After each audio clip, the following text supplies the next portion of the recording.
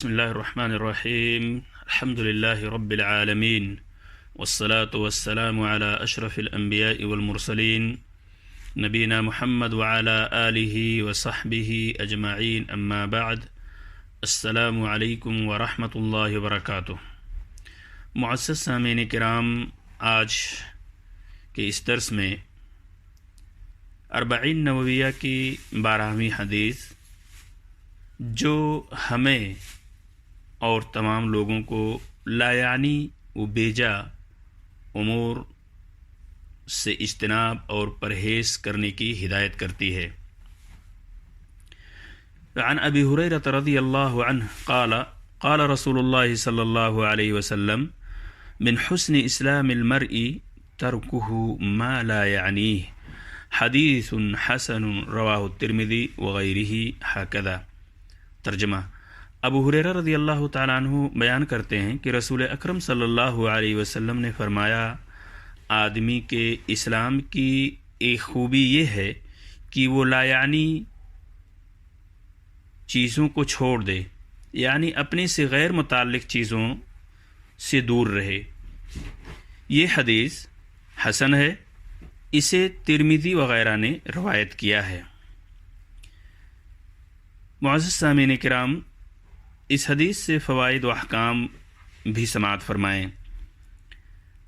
اس حدیث سے پتہ یہ چلتا ہے کہ لا یعنی قول و عمل ترک کر دینے سے آدمی کے اسلام میں خوبی اور بہتری پیدا ہو جاتی ہے.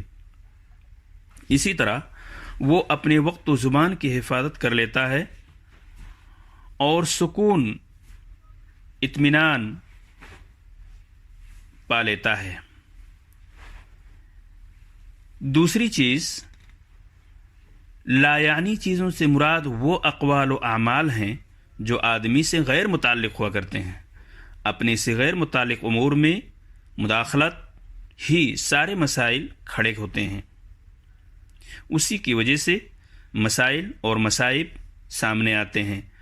اگر آدمی ان غیر متعلق امور سے قریب نہ جا کر اپنے متعلق امور میں لگ جائے تو فضولیات سے بچ کر نفع اٹھانے میں کامیاب ہو جائے گا. سامعین کرام، یہ بھی سمجھ لینا ضروری ہے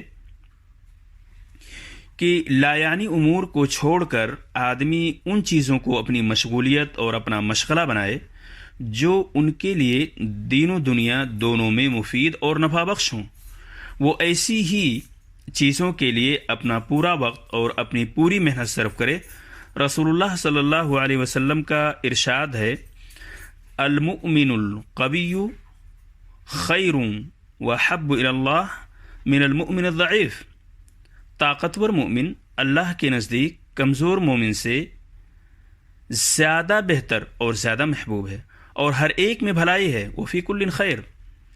اپنے لیے نفع بخش چیزوں کی حرص رکھو، اللہ سے مدد طلب کرو اور عاجز بن کے نہ رہو.